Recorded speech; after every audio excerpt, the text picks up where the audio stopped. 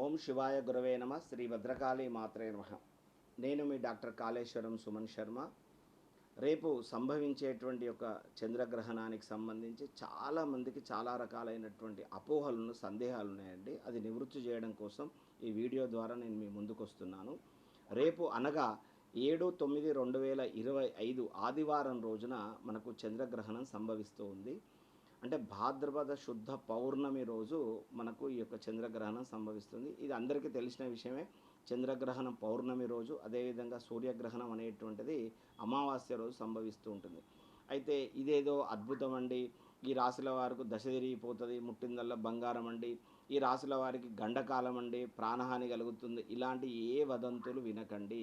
ఇది సాధారణమైనటువంటి ఒక చంద్రగ్రహణము. ఎప్పుడైనా కాలసర్పదోషంతో కూడుకున్నటువంటి గ్రహణాలు కానీ, గురుచండాల దోషము, శనిచండాల దోషంతో సంభవించినటువంటి గ్రహణాలు కానీ, అదేవిధంగా మాలికా గ్రహాలు అంటే వరుసగా 6 గ్రహాలు 7 గ్రహాలు మాలికాల్లో ఏర్పడినటువంటి గ్రహణాలు కానివ్వండి, షష్టగ్రహ పంచగ్రహ సప్తగ్రహ కూటమిలలో సంభవించినటువంటి గ్రహణాలకు మాత్రమే మనం విశేషంగా దోష ప్రభావంగా ఉంటుంది, వాటిని తీసుకోవాలి. కానీ ఇది చాలా సాధారణమైనటువంటి ఒక చంద్రగ్రహణం.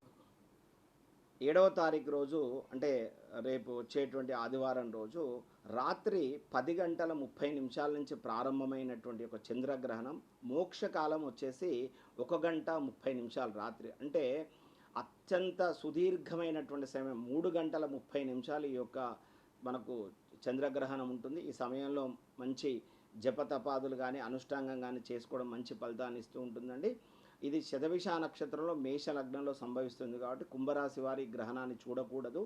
అదేవిధంగా చంద్రగ్రహణాన్ని ఎవరైనా కూడా చూడొచ్చండి, చూడకూడదు అనేది ఏం లేదు. సూర్యగ్రహణం ఎందుకు చూడకూడదు అన్నారంటే ఆ యొక్క సూర్యకిరణాలు మన కంటి మీద రెటీనా మీద పడడం వల్ల మనకి కంటి చూపు కోల్పోతాం అనేటువంటి విధంగా చెప్పారు తప్పితే చంద్రగ్రహణం ఆకాశంలో సంభవించే ఒక అద్భుతమైన ఖగోళమైనటువంటి ఒక సుందర దృశ్యం. అది గ్రహణాన్ని చూడొచ్చు, ఎలాంటి ఇబ్బంది కూడా లేదు.